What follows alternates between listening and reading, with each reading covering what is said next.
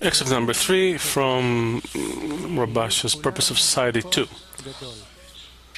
We need a society that will form a great force, so we can work together on annulling the will to receive, called evil, as it hinders the achievement of the goal for which man was created. For this reason, society must consist of individuals who unanimously agree that they must achieve it.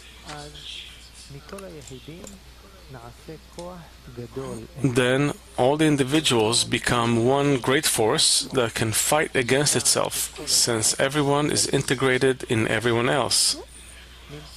Thus, each person is founded on a great desire to achieve the goal, to be integrated in one another.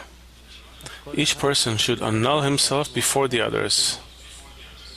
This is done by each seeing the friend's merits and not their faults.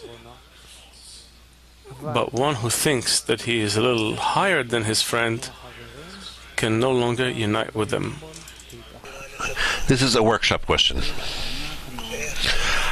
How can we define such orders between us so that we will always hear from our friends praise for the environment, to the extent in which it helps, to the extent in which it supports, the extent in which it holds me in spirituality above corporeality, how much I'm assisted by it in hard situations, difficult situations, how we will be able to awaken one another for the praise of the society. Because altogether, to the extent of the praise of the society, a person begins to receive from them the greatness of the Creator.